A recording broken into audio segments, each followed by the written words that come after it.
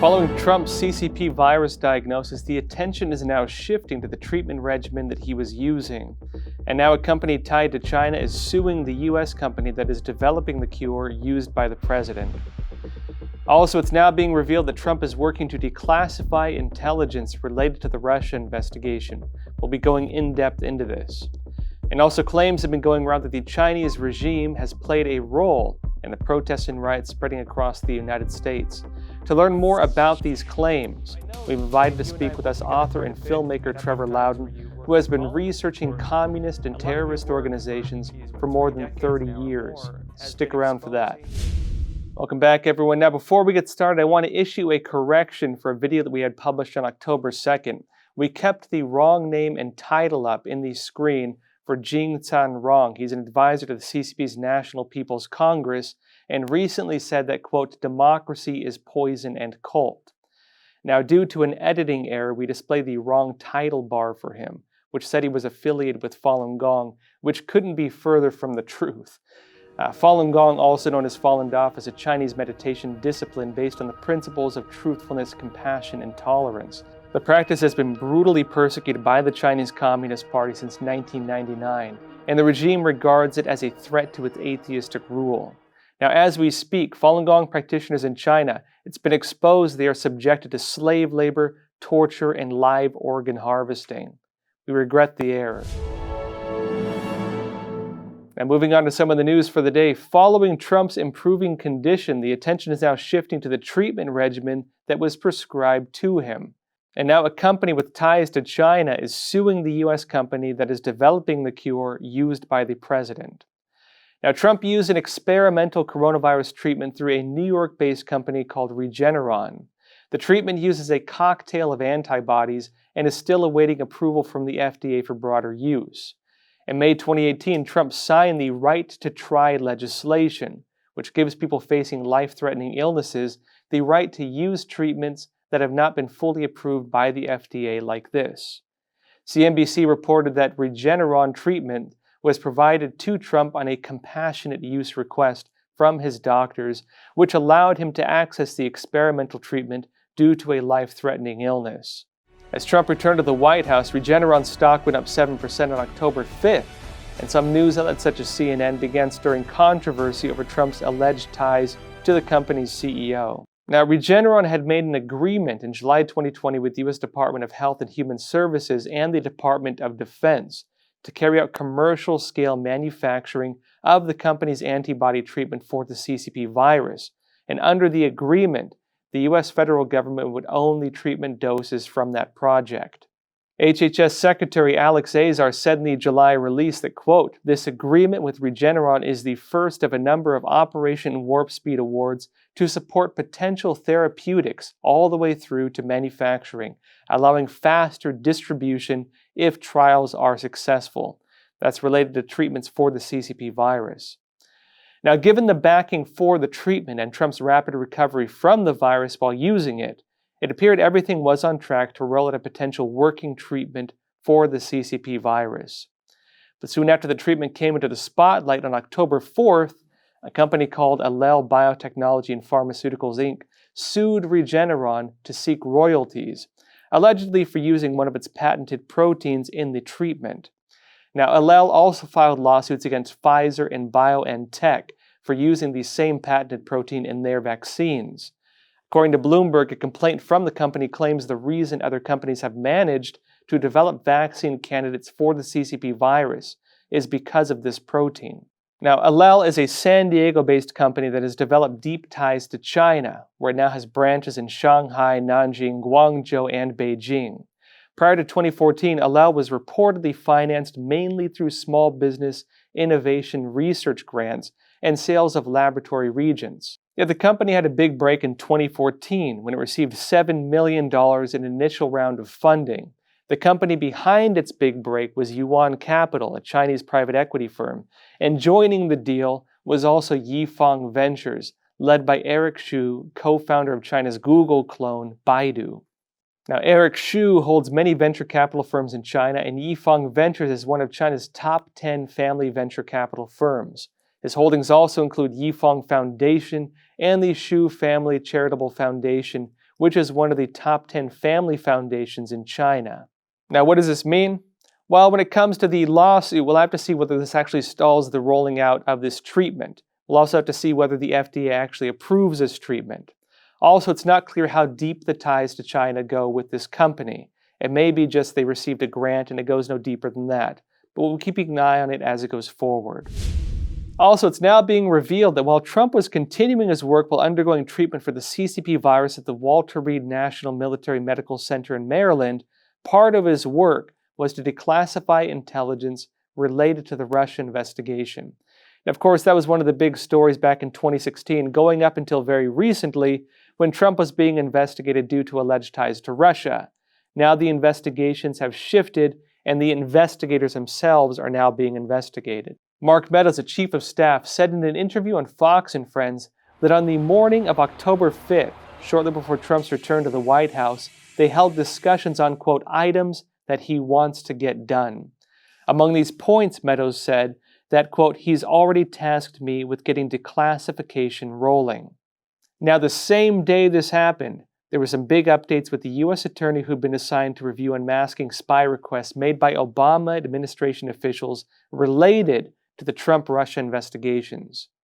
John Bash, U.S. attorney for the Western District of Texas, gave letters of resignation both to Attorney General William Barr and to President Donald Trump.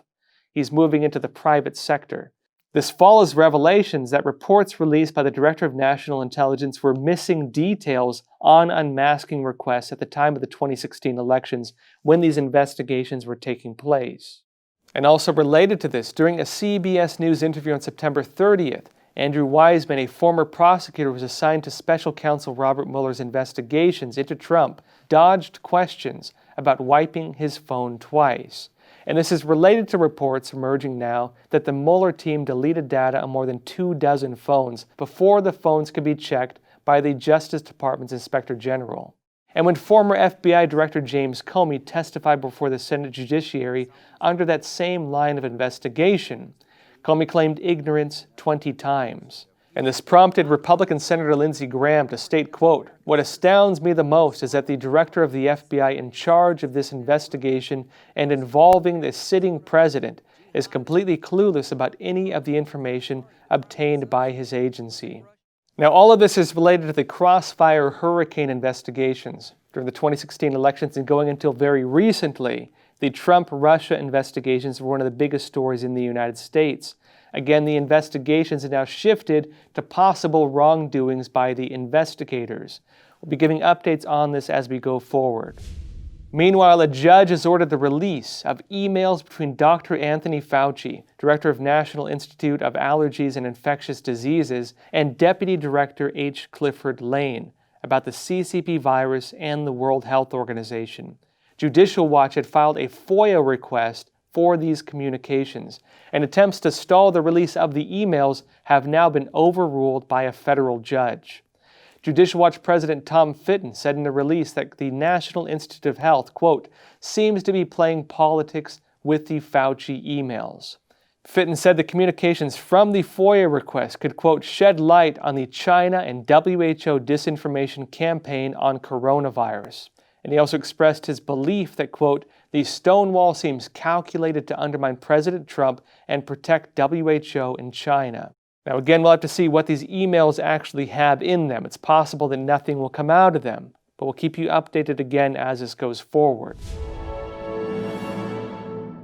In other news, with the CCP's moves to build its own semiconductor industry, these chips at the hearts of smartphones, computers, and so on. After the CCP was cut off from global markets, Jack Ma, the former director of Alibaba Group, stated as he stepped down from his position that China's chips are about 20 years behind. And China's chip maker SMIC appeared to admit defeat, while it previously denied news about the damage caused by U.S. sanctions to China's chip industry. It issued an announcement on October 4th stating the U.S. sanctions would have, quote, important negative effects. The U.S. sanctions don't just impact the CCP's ability to purchase chips, it also impacts their ability to purchase equipment that manufactures them. Now, what does this mean for the Chinese high-tech industry? Where were smartphones and computers 20 years ago? Right? Think back 20 years.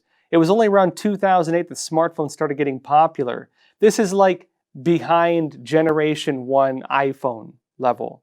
How are they going to compete on the international market if they can't even manufacture smartphone level chips? 20 years behind will put them before even the smartphones. And where was your laptop? Where was your computer? Think about it, 20 years ago. What did your computer look like 20 years ago? The Chinese Communist Party's ability to produce high-tech equipment when it comes to chips is about at that level. This is not easy to do for them. A few generations makes a major difference when it comes to high-tech. Being a few years behind is a major deal. Now, of course, you could argue, they bounce back pretty quick. They've learned things pretty quick. But 20 years is a long time to be behind when you're dealing and trying to compete with international markets with high-tech companies like Apple, Microsoft, and others. For the Chinese Communist Party, as I've said before, the ban on chips and the ban on the equipment to make them to these Chinese companies is a death blow to their high-tech industry. And very likely we're going to see this starting to take effect within about 6 months, maybe even before then. Because there are different companies in China have bought, say, mass surpluses of these chips so they can keep manufacturing their products in the meantime. As soon as those surpluses wear down, as soon as the surpluses are gone, we're going to see the real impact on the Chinese economy. And when it comes to the Chinese economy's high-tech ambitions, that is a death blow. Also, when it comes to Western companies, we're very likely going to see market shares increase for them. And also, folks, when it comes to the protests and riots that have swept across the United States, there have been rumors about whether China is involved, which organizations are really behind them, and where their money is coming from. Now, to learn more about this, we've invited to speak with us today Trevor Loudon. He has been researching radical left groups and terrorist groups for more than 30 years. And he exposes these networks heavily as an author, filmmaker, and as a contributor to the Epoch Times. Let's jump into that now. Trevor Loudon, it's great having you back on Crossroads. Great to be here. Thanks, Josh. Well, let's get into it. Yeah, so you and I have worked together quite a bit at Epoch Times, where you work as a columnist, of course. A lot of your work for, 3 decades now or more, has been exposing communist front operations and different radical groups, especially in the United States. And it just so happens that now Antifa, different elements within Black Lives Matter are coming out, protesting, starting riots. You've been at the forefront of saying these guys are not just grassroots, at least the main batch of them. The ones pulling the strings are not grassroots. Tell us about the organizations behind the riots that we're seeing. Well, most of the rioting is actually being organized by two pro-Chinese communist parties, the Freedom Road Socialist organization based out of Minneapolis, and Liberation Road, which is the parent body of Black Lives Matter, which is based in the Bay Area and has very close ties to the Chinese consulate there and the Chinese Progressive Association. So you've really got to think this is basically a Chinese-directed movement. Now, there's been a lot of reporting about the Chinese Progressive Association.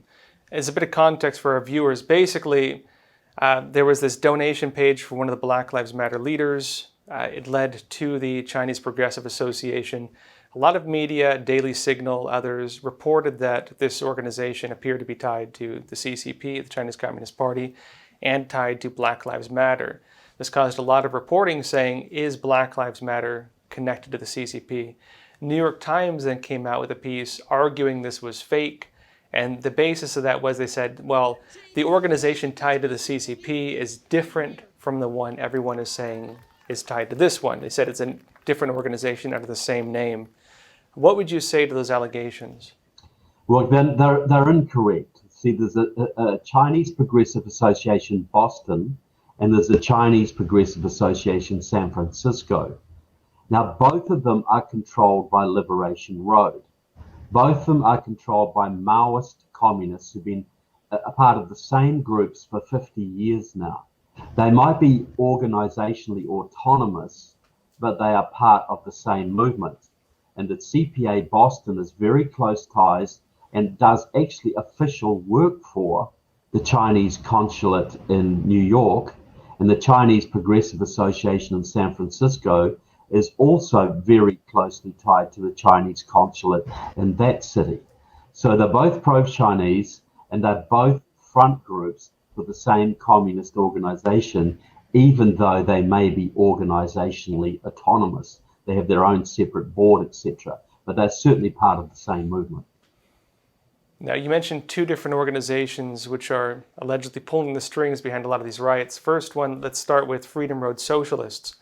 What is Freedom Road Socialists, and how are they tied to China?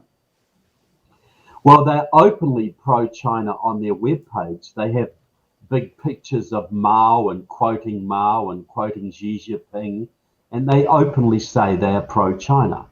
And they have been part of the Maoist movement for 40 years now. But they have people visiting China. They have some of their cadre live in China, and they follow the Chinese line. They defend China, say, no, China's not to blame for the COVID virus. China's leading the world in fighting the COVID virus. They completely follow the Chinese line and openly state their support for China on their web pages. So they are the group that sparked the riot in Minneapolis. They have a group up there called Twin Cities Justice for Jamar, and it's led by Jess Sundin, the wife of the leader of Freedom Road Socialist Organization. And I released a video of taking from a podcast she did, admitting that she was the main organizer of the riots, talking about the joy they felt when they saw Precinct 3 being burnt to the ground, and the fact that the violence and the looting and the arson was intrinsically part of the movement. It wasn't peaceful demonstrations being hijacked. She admitted they were intrinsic parts. The violence was completely part of what they were doing. And so they are the same people who burnt Kenosha, Wisconsin, the same people that did riots in Dallas, Houston, Tallahassee, Jacksonville, Miami, Tampa, Salt Lake City, Los Angeles, and several other cities around the country, all coordinated through the same group. And the leader of the group, Steph Yorek, the day that Trump was inaugurated in January 2017, said that our job is to destroy the president by making this country ungovernable. Direct quote. And what was the other organization that was involved with this? We talked about the Freedom Road Socialists. What was the other one? Liberation Road, which used to be part of Freedom Road, but they split some years ago, mainly over their ties to the Democratic Party. One wanted to work with the Democrats, one didn't. So Liberation Road is the parent body of Black Lives Matter. Liberation Road are the people who burnt Ferguson, Missouri to the ground in 2014. And Liberation Road, Alicia Garza, Patrisse Cullors, and Opal Tometi, the three founders of Black Lives Matter, are all directly affiliated to Liberation Road. And Liberation Road is the communist group that controls both the Chinese Progressive Association Boston and the Chinese Progressive Association San Francisco. So aside from being tied to the Chinese Progressive Association, do they have any other ties to the Chinese regime, or is the main link through the CPA?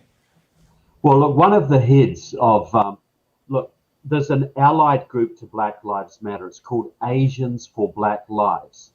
And they cross over with Black Lives Matter. They're allied. Two of the leading founders of that, one is Alex Tom, the past president, the past CEO of of a Chinese Progressive Association, and the other one is Eric Ma, another past CEO of the Chinese Progressive Association. Alex Tom is directly in contact with the Chinese, embassy or consulate. He says, we go to them, we have direct contact with them, we go to them for advice. I have tape of him saying this. He has also lived in China, and he openly boasts of having contacts with Chinese Communist Party members. So this Asians for Black Lives is a sister group for Black Lives Matter and helps to support them. Eric Ma is also a very close ally of a man called Russell Lowe, an identified agent of the Chinese Communist Party, who was working out of Dianne Feinstein's office, Senator Dianne Feinstein's office, for 20 years. So there's a lot of direct communist Chinese tie-ups to Asians for Black Lives Matter, the Chinese Progressive Association, and Black Lives Matter. They're all working and intertwined together. Trevor, I know there was another organization it was one of the radical organizations pushing for race politics in the United States, focused heavily on the black community. And I understand these organizations revitalized this movement right ahead of the riots. Will you tell us about this organization? You're talking about the National Alliance Against Racist and Political Repression. Well, the NAAPR, that is a Front for Freedom Road socialist organization. The Twin Cities Justice for Jamal, the people who started the riots in Minneapolis, are the Minneapolis affiliate of that organization. And that was originally a Communist Party front group back in the 1970s. It was set up to free Angela Davis, the iconic black communist who was then being held on murder charges. But they refounded the organization in November 2019 in Chicago with the explicit purpose of agitating racially against the police in this year. It was all timed for election year. So the National Alliance Against Racist and Political Repression is headed by Freedom Road Socialist Organization Central Committee member Frank Chapman. It is their group, and they are the ones who coordinated the riots all over the country. And tomorrow on October 7th, Vice President Mike Pence and Democratic Vice Presidential nominee Kamala Harris will be holding their debate. Crossroads will be streaming the debate on our YouTube channel, and I'll also be hosting a special live Q&A immediately after the debate, so be sure to join us for that. Now, that said, folks, again, we're broadcasting 5 days a week, Monday through Friday. We also do a live Q&A every Sunday, 10:30 p.m. Eastern Time.